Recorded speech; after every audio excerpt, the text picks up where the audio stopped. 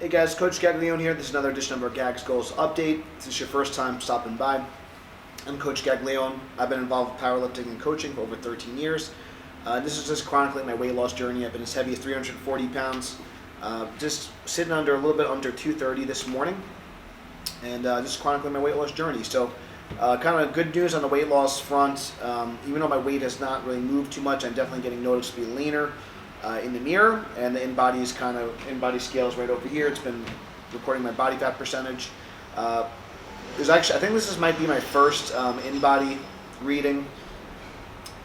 I don't want to say ever, but at least in a very, very long time that's been back in the teens. It's the lowest my body fat has been this year, so I'm very happy about that. 19%, nothing great, but like I said, for those that have been watching for a while and that know me personally, when I was 340, I was upwards of like over 40% body fat, which is really unhealthy. So the fact that I'm getting into a healthy range, I'm really excited about that. I'd like to get to about 15% on the in-body and kind of hang out there just so I have a little bit of a cushion, because it's very easy to slip back up into 20-25% if I'm not careful. So that is really good. A couple of kind of changes on the diet front. I'm just going to be very selective about kind of eating out and things like that. So that's going to be like a small change, but it does make quite a difference, because obviously when you're eating out, typically it's going to be a lot more fat, a lot more oils kind of being used and stuff, so it can be very hard to track your calories accurately and just kind of know what you're taking in. So probably not going to eat out until after the contest, which will be tough, but it's only a couple of months, which will be in the grand scheme of things, it'll be worth it. The other thing I've been kind of playing with is just a little bit of a fasting window, I should say a feeding window, and just a little bit of intermittent fasting.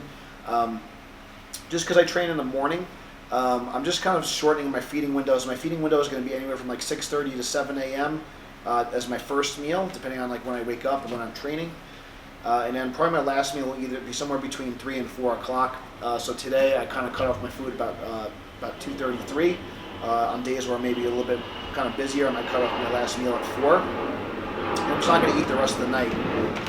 So I'll end up probably having somewhere, between, I guess I didn't do the math yet, but probably like around somewhere between 15-ish hours of like actual fasting. Just kind of condensing my eating window a bit. I don't think there's anything magical about fasting, but I do think there's a couple of things to consider. From a recovery standpoint, I know if you eat too close to bed, so sometimes I've been eating at like 9 o'clock at night and then going to bed like literally within 30 minutes. And if you're kind of digesting, you're going to be that could potentially hinder your sleep a little bit. So I'm going to see how that goes, if it helps with my sleep quality. And the other thing, it's just going to provide a little bit more structure for myself. So by condensing my feeding window, it's just going to allow me to make less decisions. So if I know I'm just not going to eat from like 4 p.m. To like 7 p.m. like the next day, that's going to give me like a 15-hour kind of window where I just know I'm just not going to be eating. I don't have to really worry about prepping anything. I don't have to worry about anything.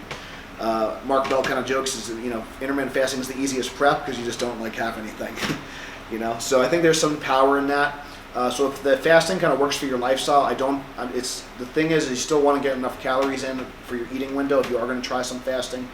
And on days where if you're just really inactive, I think some fasting could be beneficial, because it's my belief, especially when it comes to carbohydrate, I believe that carbohydrate is very activity dependent. So if you're not like kind of doing a lot of heavy lifting or sprinting or any type of exercise, I don't really think you need to have like these crazy glycogen stores built up. Now that being said, your brain does kind of feed on glucose and things like that. So if you want to be creative and you're doing things, so the other thing I'm probably also going to be doing, I'm going to try to get any of my kind of more creative work done in the morning while I have carbohydrate in my system. Just because I have noticed I have tend to be a little bit more sluggish since I've been starting the fasting routine. But I'm just coaching, so as long as I'm just got to be aware of that, just to make sure my mood is up, so I'm delivering good energy to our clients and our team. But besides that, I'm not going to probably be doing anything too creative. I did do a live Q&A today at the time of this taping, and I felt like I was a little bit not as sharp. But it could be I just could be tired from the training is also starting to get hard, which leads me to my next point. So I'll start to get into the training a little bit. So this was kind of more of like this week we did some dynamic work, and when we say dynamic work, so like sub-maximal weights with high force development. We did some dynamic work with like working up sets. So we kind of did some different styles. what I like about the workup sets is it still allows you to get some heavy training in, but not beat you up as much. You usually use some sort of accommodating resistance. So we did a safety squat bar box squat this week, which is going to challenge the upper back quite a bit, but also give the shoulders a break. I found this very hard to stabilize. I used 160 pounds of chain on this day, which is a good amount of chain for me. We kept the chain weight static, and we increased the weight over time. So I wore my training brief and a loose brief on this day, and we did this to a box. I think the box squat is a really great variation, especially for the equipped lifter. It's going to kind of break up the eccentric and concentric chain, just meaning it's going to kind of just break up any type of inertia, any type of momentum that can be built, momentum that can be built up. So I've always found that for a raw lifter, sometimes a raw lifter can box squat more than they can raw squat, especially if they rock off the box. I've always found the opposite to be with the gear. The kind of box kind of takes away a lot of that energy, so you don't really get the same pop and reversal strength out of the brief.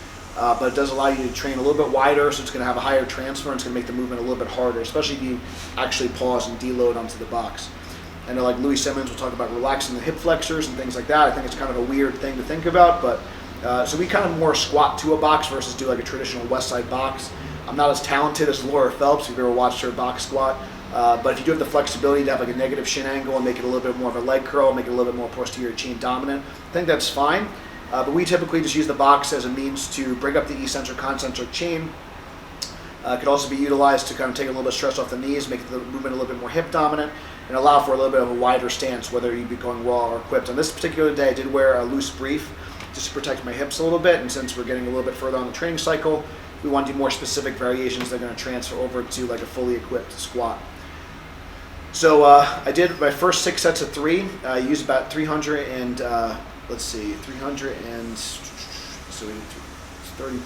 more. So I used 395 pounds of bar weight and 160 pounds of chains. That moved pretty well, but I had to be really conscious to stabilize my spine. It was very tough to stabilize the chains. I actually felt a little bit better once we got some more weight on there. So I did a couple more doubles. I did a double at 4 plates, which was 435. We had those steel collars on there as well. And then I did a top double, which was challenging with 475 and 160 pounds of chain. So that was about around 650 or so at the top, so I was happy about that. So that was a good day. I then elected to do some raw squats in my high heels, as they say. And I believe I did 275 pounds of bar weight with 160 pounds of chain. I did 2 sets of 8, which was miserable. But since we're still in the strength phase, I do like to include some sets of 8 on this, so just to kind of maintain any hypertrophy that I've kind of built up over the last off season. So I'm still going to include some sets of 8 as we get further along the training cycle. It's going to be more sets of 5 and triples and things like that. And as we get into the peaking phase, it's going to be more doubles, singles, and triples more often than not. So we're still going to include some higher rep training just to kind of maintain that hypertrophy that we built up during this phase of training. Did some belt squatting. I did some sets at 365. I did 1 set at 405, and I did 1 set at 455, and then I went back down to 365 because I was just a little spent at that point. Tough workout. It was very hot in Strong Island, New York. Bench has been feeling a lot better. I really am not really experiencing any issues with my shoulder, knock on wood.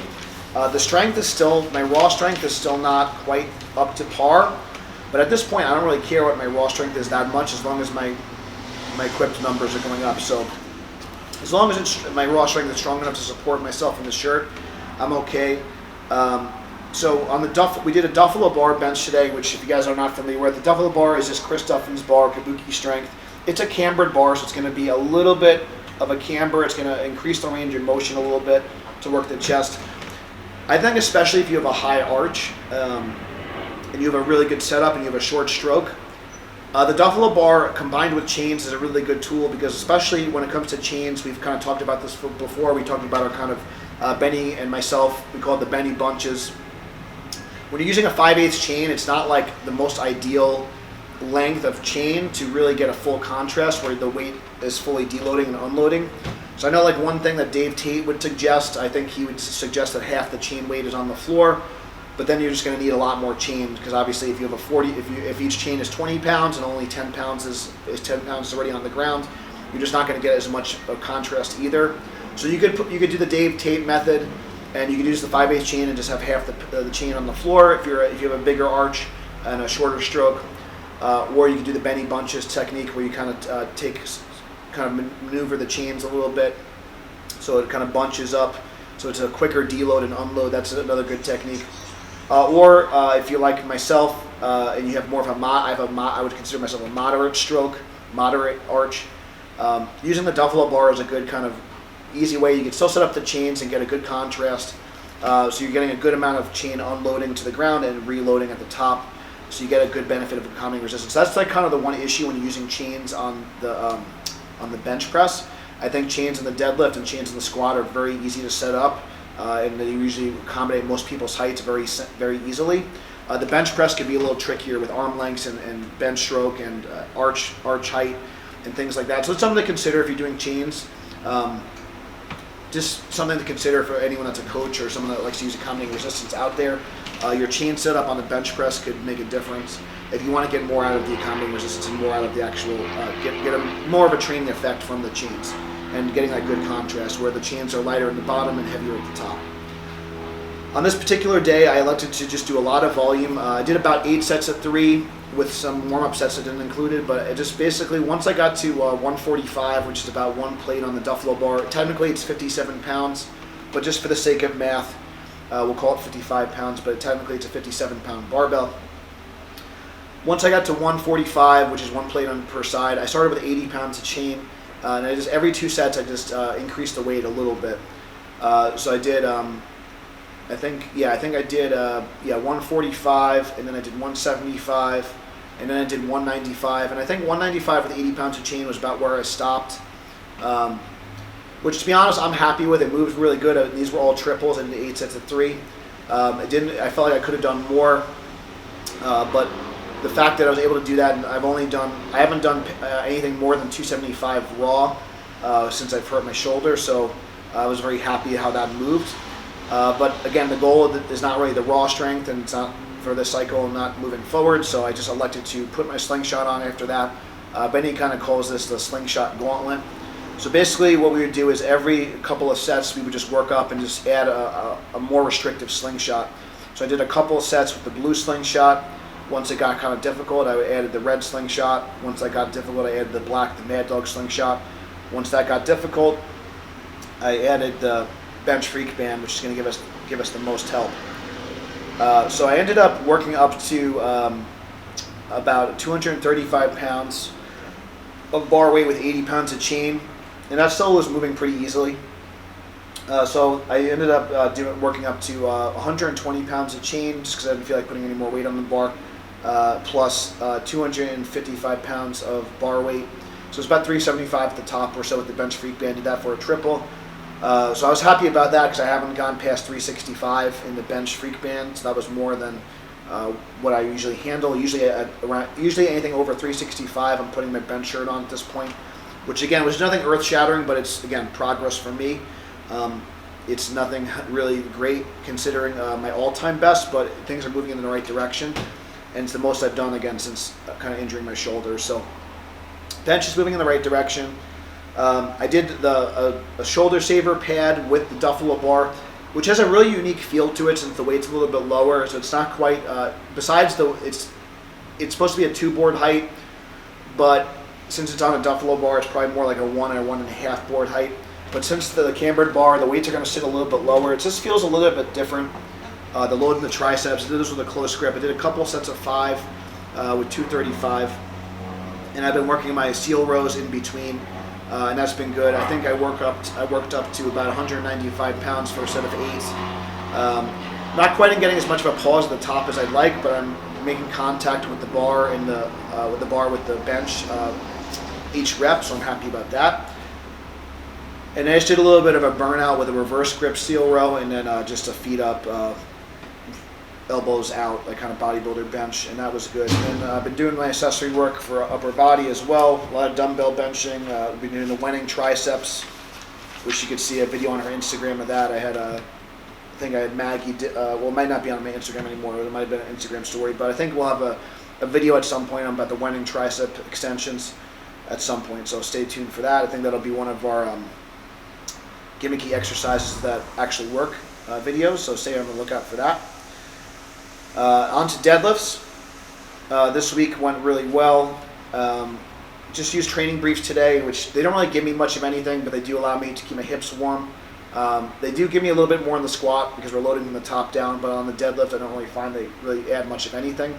But I do protect the hips, so that I really like the Spud Inc. briefs, and we're going to use those quite a bit in training moving forward. So it's going to allow me to protect my hips, go a little bit wider, so it allowed me for more specific transfer to my training, to my competition equipment, without actually having to put the suit on. So I did some speed work initially, and that felt really good. I used 120 pounds of chain on this day. And then for the deadlift, where we usually do for the sumo deadlifting, we usually just build up, put the chains in the center, which also allows for a little bit harder. It makes the lockout a little bit more difficult. You really have to drive those hips through. There is a point where once you're past like 80 pounds of chain in the middle, it can be a little bit of cumbersome. So 120 pounds of chain is probably about the most you can kind of fit in the middle without kind of ending up hitting into your hands or your thighs too much. So that's the only kind of issue with using chains for the sumo deadlift with that way. The other thing to consider when you're doing a sumo deadlift, since you're going to be a little bit wider, you're not going to get as much of an unload at the top. I should say a reload at the top. So maybe it's like somewhere between 80 to 100 pounds at the lockout. You're not going to get the full 120.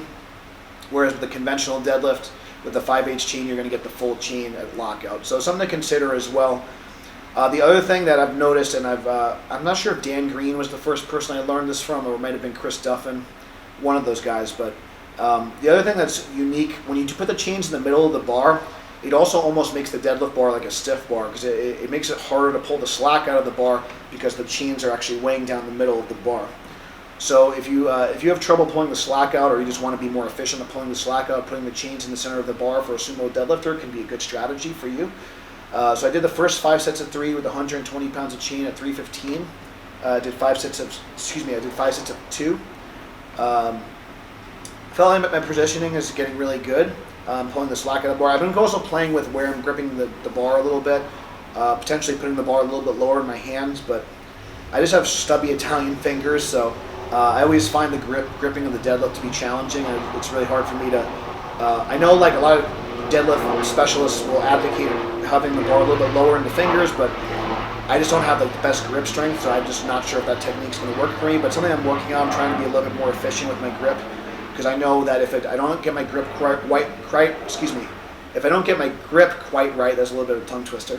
Then I could have issues with the lockout and issues with the star, especially in my suit. So I've been trying to play with my grip to make it a little bit more efficient, potentially holding it a little bit lower in my hands. And obviously, if you're able to have a good grip and hold it a little lower in your hands, it could potentially shave down the range of motion an inch or two, which can be beneficial. So something I'm working on, always trying to improve. And then I did a couple of doubles after that, some other heavier doubles. I did a set of 345, 375, and 395. I just didn't really feel like putting the fourth plate on, to be honest. So I like to go 395, and I did that with 160 pounds of chain. That felt pretty good. A little hard to get it moving off the floor, but again, with just the training brief, happy about that. And then I did 2 sets of 8 repetitions. Even though it was 2 sets, it was pretty brutal. Did 8 reps at 395 with a deficit. I've been using a loose belt for that. It moved pretty good, but 8 reps on the deadlift is just pretty brutal in general. So that felt as good as it could have. So I'm happy about that. Last week I did 3 sets of 5 at 405. So for me to do 2 sets of 8 at 395, I thought that was progression. I thought that was a win. My back feels good right now. I actually did this workout today, so feeling pretty good considering. And then I've been working. I did 2 sets of 8 of the belt squat good morning. I also did those with 405. And those are never get easy, but I feel like those are really helping my back strength and keeping me healthy. So I'm happy about that. I'm not sure how much more I could really load that, to be honest, but we'll see what happens. I might have to increase the reps. Maybe I'll drop the reps and add more weight, but who knows? Maybe I'll get up to a 500-pound good morning this cycle. Only time will tell. But I really am liking the belt squat good mornings. I feel like it's putting a good stress on my back. I should say it's really giving me a good muscular stimulus without putting stress on my back. That's a better way to put it. So it's not really stressing my spine. It's not stressing the joints, but giving me a good muscular stimulus. I will do my second bench day tomorrow. I'm going to start to incorporate a little floor pressing in the routine as well, and using the incline press as a secondary movement. I think the floor press is a really great builder. It's kind of almost like a box squat for the upper body. I'm not sure if it's the best builder for a wall lifter, but I've always found the floor press to be a good exercise. I always found the floor press to be very challenging for me specifically, so I'm going to try to build that up a little bit over this month. Last second day bench workout, I did it at Ironstone Barbell. I did some speed benching with bands. I want to say I did kind of an escalated working sets, 135, 155, 175, 185, and then I did some heavier sets with like 205. So I did some training there. Then I did some incline pressing, just higher reps with like 185 sets of 8. I've been doing some pull-ups on that day as well. One of the things that the pull-ups kind of keep me in check a little bit. I don't know how much I'm going to really progress those, but I do find it's helping my grip strength. I do find it's allowing me to just, it's a good like mental boost for me that I can move my body weight as I'm getting leaner. So I'm trying to progress those as well. So that's kind of the recap of the training. And I have a little surprise for you guys, or it's more a surprise for me. So we're going to have next week, we're going to have a little costume change, and we're going to see how this works. So my best lifts ever are in the old school canvas we call the power diaper. I did a 900-pound squat in competition. I've done 900 pounds in the gym. I've done 1,000 pounds like a quarter squat, half squat, whatever you want to call it. I'll let you guys decide.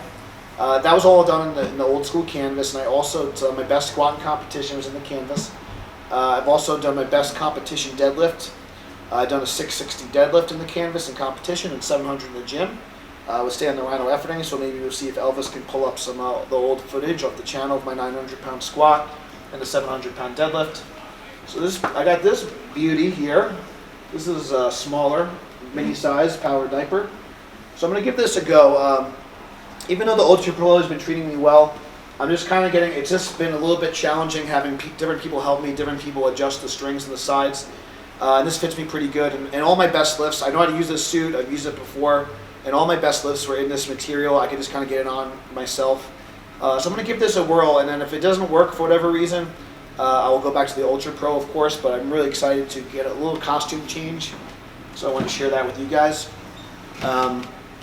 I think the Ultra Pro is really, is probably for like the serious geared lifter, it's probably the best suit out in the market right now. But just for me, like I would still say, even though I'm taking this serious, I'm still more of a recreational lifter at this point. I'm a coach first.